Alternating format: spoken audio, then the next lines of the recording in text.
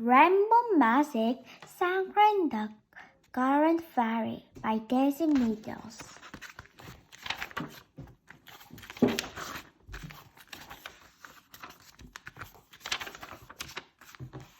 The Walk on the Farm. Wakely, wakely! Rachel Walker called, bouncing the end of her friend Kirsty back. Kirsty was staying with the Walker families for an October holiday, and Rachel didn't want to waste a single second. Kirsty yawned and stretched. "I just had a most amazing dream," she said, sleepy. Quintina asked us to help the Julie fairies find 7 stolen gemstones from her magic tiara, and her voice turned away and opened her eyes wide. "It wasn't a dream, was it?" she said, sitting bolt upright. "You really did make India the Moonstone Fairy yesterday." Rachel nodded, smiling. "We certainly did," she agreed. Kirsty and Rachel shared a wonderful secret that they were friends with the fairies. They had had all sorts of fantastic adventures with them in the past, and now the fairies were in trouble. Mean Jack Frost had stolen the 7 magic jewels from the Fairy Queen's tiara. He had wanted to keep the jewelry for himself, but her magic was so powerful that his ice castle had begun to melt. In a rage, Jack Frost had smuggled the jewelry away, and now they were lost. King Osborne and Queen Titania had asked the girls to help return the jewel to Fairyland. Yesterday, Kirsty and Rachel had helped the India the Moonstone Fairy find the magic moonstone. But there was still 6 jewelry left to find. "I'm glad the moonstone is safely back to the Fairyland," Rachel said. "And I had a lovely dream last night, so we know sure the India's dream magic is working properly okay now." The Fairy King and Queen had told the girls that the jewel from the Queen Titania tiara controls some of the most important kind of fairy magic. Every year, the special country in the fairies will each year, the special country in the fairies will relax their magic by dipping their wand in the magical fountain that steam from the tiara. But Jack Frost has stolen the jewel just before this year's ceremony could take place. And that means that all the fairies are running low on much of their special fairy magic. "We just got to find the other jewels before the fairy's magic is gone," Kirsty said, getting dressed quickly. "Perhaps we discover another jewelry today." Rachel agreed eagerly, and together the girls hurried downstairs for breakfast. Unfortunately, it reached all morning, and there was no sign of any jewel or any fairies. After lunch, the cloud cleared away without the blue sky and sunshine. "Who wants to come with the Buttercup Farm?" Mrs. Walker asked, clearing up the rusting. "We need some vegetables and eggs for tea, and you too, you need some fresh air." "With you," Rachel agreed, grinning at Kirsty. She had up crossed finger while her mom wasn't looking. "We might stumble across a jewel," she added in a whisper. A few minutes later, the girls and Miss Walker set off down the lane to the farm, but The walker's dog turned happily alongside them, sniffing an interesting smell in the headground. He loved coming to the farm, Rachel told Kirsty, patting the button. He'd known the Johnson's sheepdog, Cloud, since they were both pups, and the two of them were crazy whenever they see each other. The U-boy whiff, but as she was arguing with her.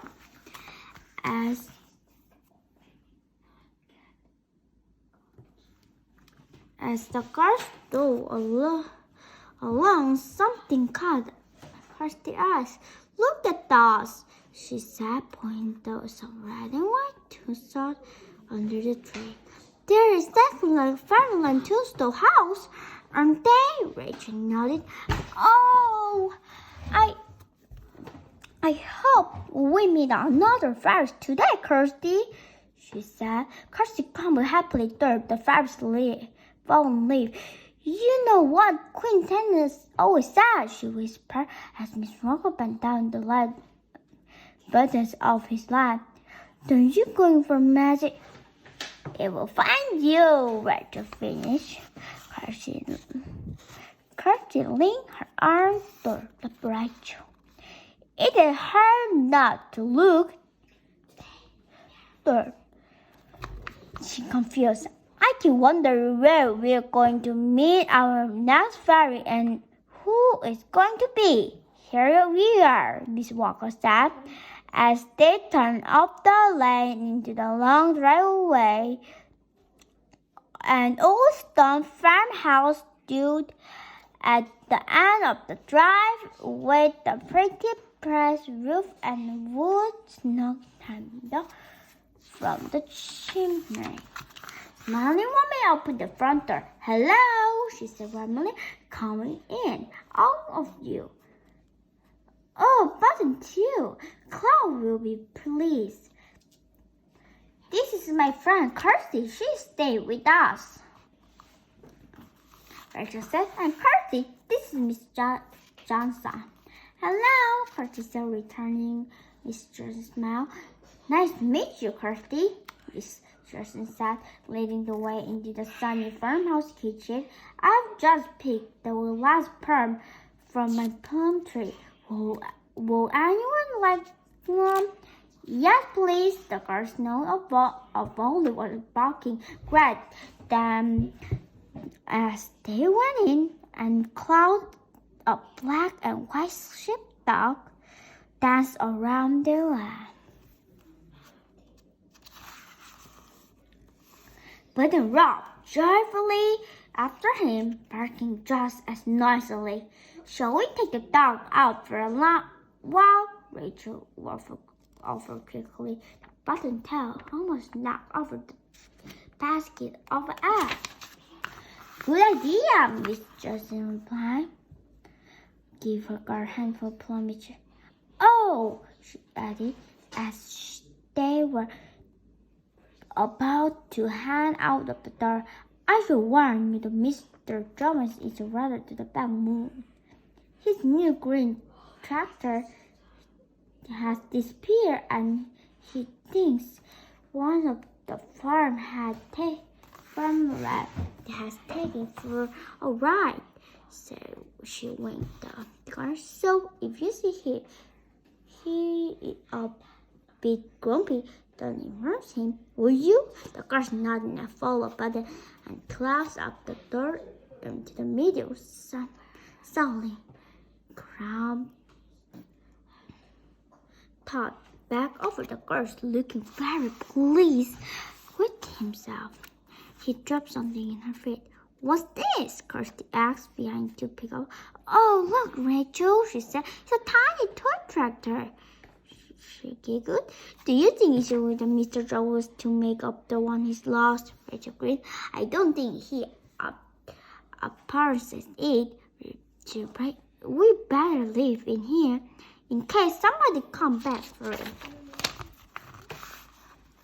Kirsty put the chatter down the flat big grass, or it was easy to spot. As she standing up, she noticed some odd look, shiny stone. "Are those rocks over there?" she asked a positive voice. Rachel turned and looked where her friend was pointing. She saw seven large brown objects under the salmon tree on the side of the meadow. "That's strange," she said. "I've never noticed that before. I'm going and have a closer look." Kirsten and Rachel ran across to the tree.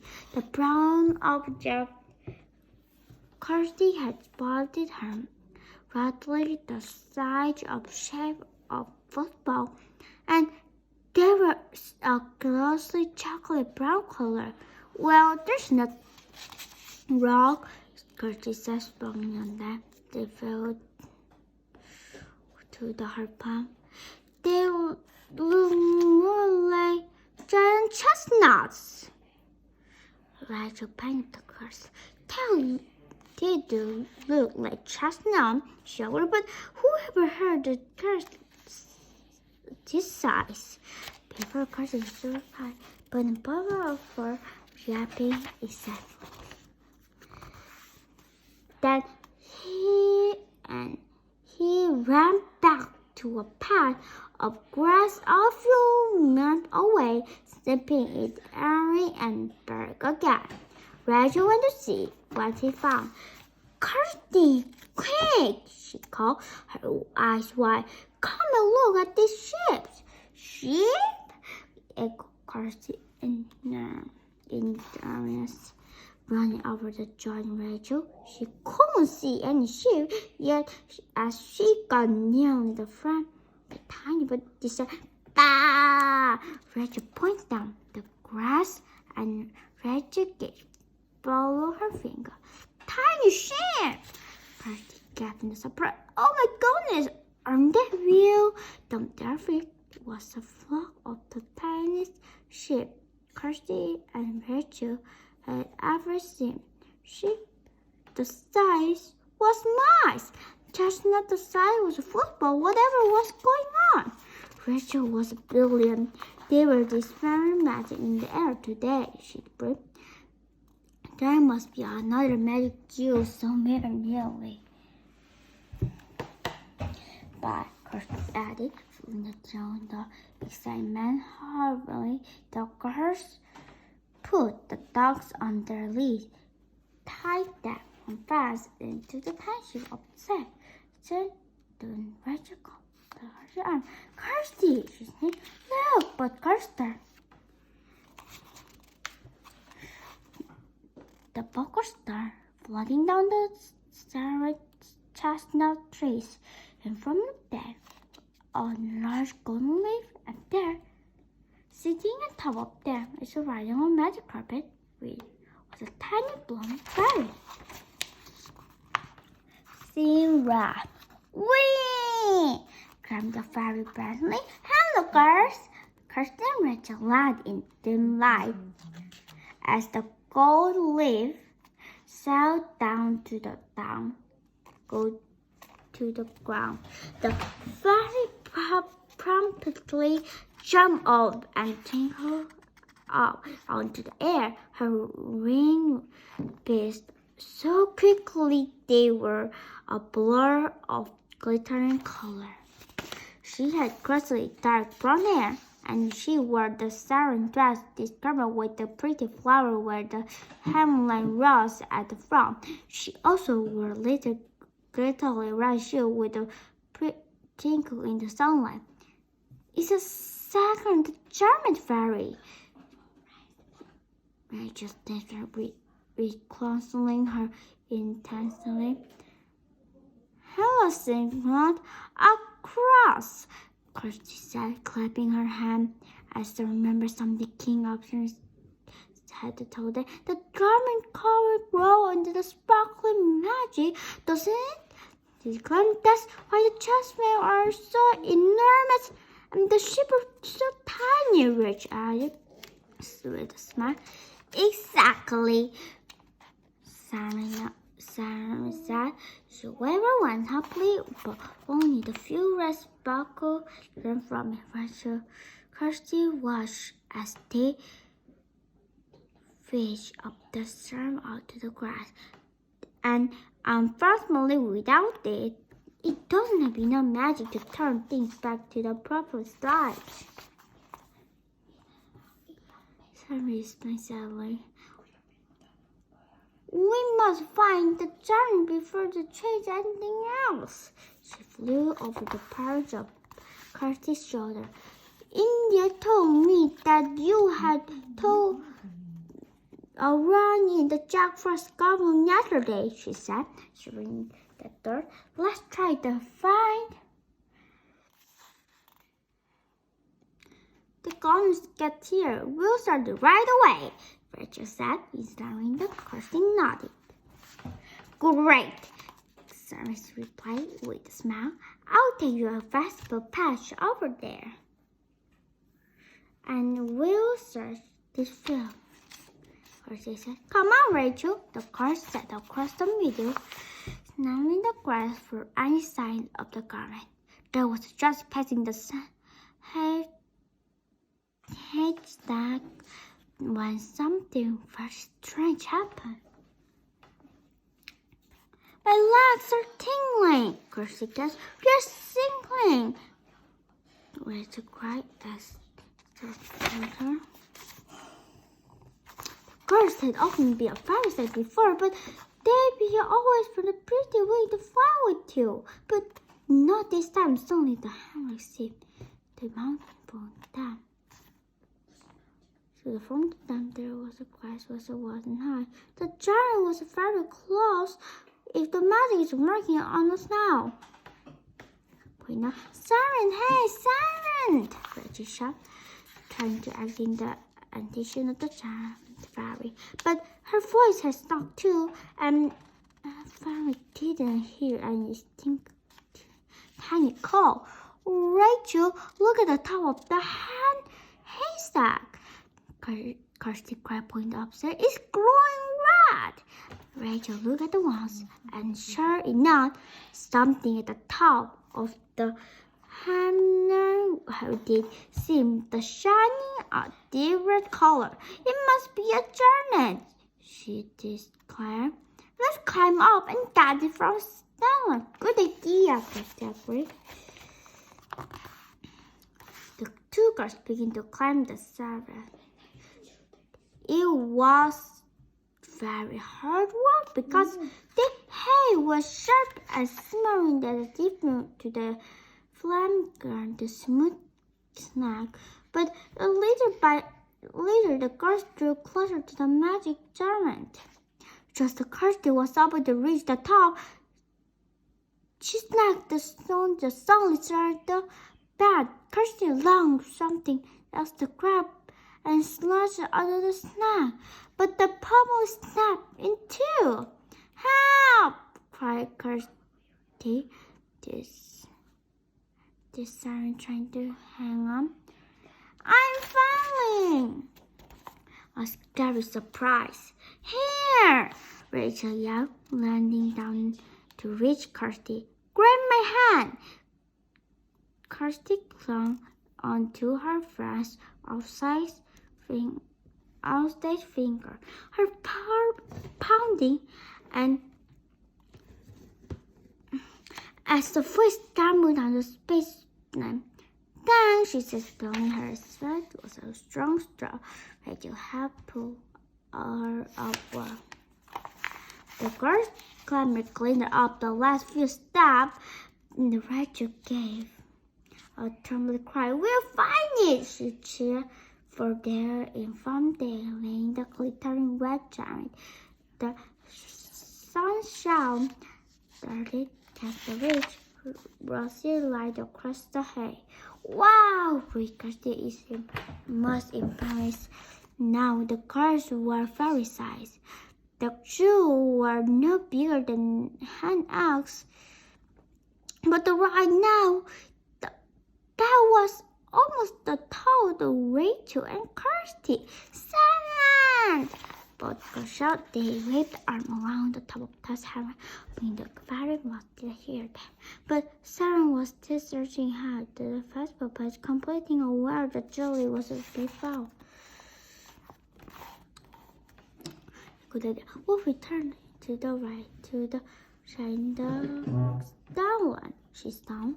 That should be her anticipation. Brilliant, Rachel. I bet it's heavy, Lord. I think we'll have to leave it together, Kirsty, to hold the size of Julie and Rachel held the other. Then Kirsty counted 1, 2, 3. Then together. The girls gave the gemstone a round so that it rustled like the sunshine distant at Scarlett. The little fairy turned at once, and when she saw the girls with the garnets, her face livid. Yippee! She cried, leaping into air and jingle for joy. Well done! Kirsty and Rachel both too had of the garnet to wave at her. As they did so, the magic stone slipped suddenly and its sparkling red light dancing full along the festival path, sprinkling over the scarce sparrow that stood nearby. And then, to the girl's great surprise, the scarecrow moving. Rachel and Kirsty stared in amazement as the scarecrow jumped down to the wooden hand to the haystack. What's happening, Rachel? Asked.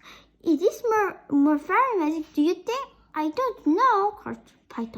I didn't think the giant could do that. She ran to the scarecrow, walking gently toward them. They suddenly felt nervous. It's coming over here. What do we think you want? Rachel narrowed her eyes. Hang on a minute, she said. Look at the green pointy nose. That's not a scarecrow. It's a goblin. Oh no, Kirsty cried, turning Rachel in fright. Look how immense it is. It's so big and man, Rachel said, and suddenly bit her lip. Although all of a sudden she felt smaller than ever.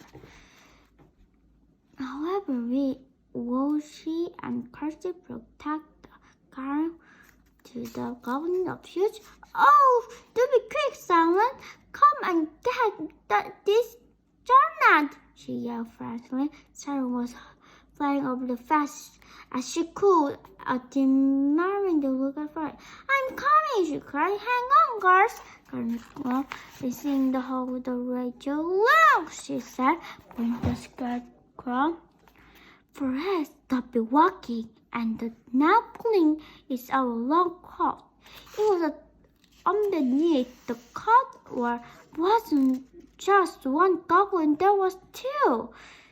One standing on the other's shoulder, and top goblin jumped down, and as the Rachel and Kirsty watching the whole, but goblin started running fast as they could toward the chariot and the guard.